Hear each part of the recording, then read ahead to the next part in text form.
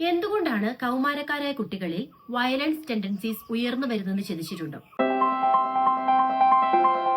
School fight, aggressive ഔട്ട്ബേഴ്സ്റ്റ്, ഇതുപോലുള്ള extreme actions ആണ് ഓരോ ദിവസവും നമ്മൾ കേൾക്കുന്നത് അല്ലേ?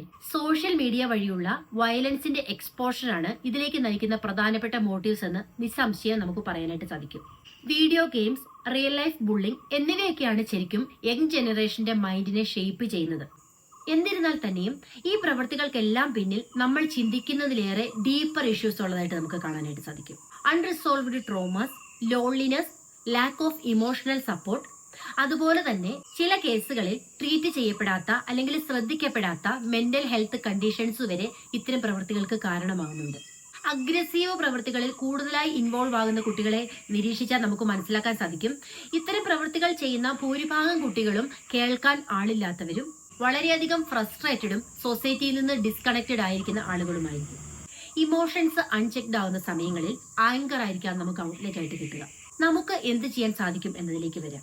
ആദ്യം വേണ്ടത് ഏർലി ഇൻവെൻഷനും അണ്ടർസ്റ്റാൻഡിങ്ങുമാണ്. പേരൻസ്, ടീച്ചേഴ്സ് എന്നിവരെ പോലെ തന്നെ ഫ്രണ്ട്സിന് പോലും ഇക്കാര്യങ്ങളിൽ ഈക്വൽ പങ്ക് വഹിക്കാനായിട്ട് സാധിക്കും. അഗ്രസീവ് ആക്ടിവിറ്റീസിൽ ഇൻവോൾവ് ആകുന്ന കുട്ടികളുടെ ഇമോഷണൽ റെഗുലേഷനെ സഹായിക്കാൻ തീർച്ചയായും അവന്റെ ചുറ്റിനും നിൽക്കുന്ന ആ ഒരു കമ്മ്യൂണിറ്റിക്ക് സാധിക്കും എന്നുള്ളതാണ്. ഓപ്പൺ കോൺവെർസേഷൻസ് എൻകറേജ് ചെയ്ത് കൊണ്ടുവരിക. നമുക്കറിയാം, സപ്രസ്ഡ് ഇമോഷൻസിന്റെ റിസൾട്ട് ആണ് പലപ്പോഴും ആങ്കർ ആയിട്ട് മാറുന്നത്.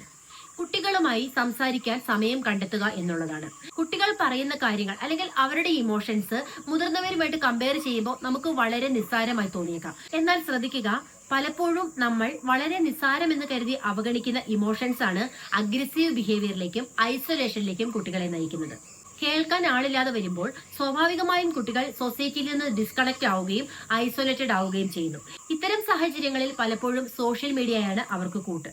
ഇമോഷണൽ ഇന്റലിജൻസിനെ കുറിച്ചിട്ട് ചെറുപ്പം മുതലേ കുട്ടികളെ പഠിപ്പിച്ചു കൊണ്ടുവരിക. ഇമോഷൻസ് സ്വാഭാവികമാണെന്നുള്ളത് പഠിപ്പിച്ചു കൊടുക്കാം. അത് എക്സ്പ്രസ് ചെയ്യുന്ന രീതികളെ കുറിച്ചിട്ട് പറഞ്ഞു കൊടുക്കാം. ഇമോഷൻസ് ഒരിക്കലും സപ്രസ് ചെയ്ത് വെക്കാൻ അനുവദിക്കാതിരിക്കുക. ഏത് ഇമോഷൻ ആയാലും അത് എക്സ്പ്രസ് ചെയ്യേണ്ട ഹെൽത്തി വേ നമ്മൾ പറഞ്ഞു കൊടുക്കേണ്ടതായിട്ടുണ്ട്. അഗ്രഷന്റെ വാർണിംഗ് സൈൻസ് ഒരിക്കലും ഇഗ്നോർ ചെയ്യാനായിട്ട് പാടില്ല. അതിൽ പ്രധാന പങ്ക് വഹിക്കുന്ന രണ്ട് കാര്യങ്ങളാണ് ഐസൊലേഷനും സൊസൈറ്റിയിൽ നിന്നുള്ള ഡിസ്കണക്ഷനും. ഇത്തരം കുട്ടികൾ പലപ്പോഴും ആദ്യം ഡിസ്കണക്ട് ആവുന്നത് പേരൻസിന്റെ അടുത്തു നിന്നായിരിക്കാം. പിന്നീട് സിബ്ലിങ്സിനോടും ഫ്രണ്ട്സിനോടും എല്ലാം അവൻ ഡിസ്കണക്ട് ആവുകയും ഐസൊലേഷനിലേക്ക് മാറുകയും ചെയ്യുന്നു.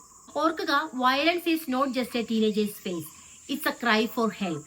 നമ്മൾ കേൾക്കാൻ തുടങ്ങിയാൽ പല ജീവിതങ്ങളിലും അത് വലിയ മാറ്റം കൊണ്ടുവരും. So be patient and kindly wait for the result എന്നുള്ളതാണ്.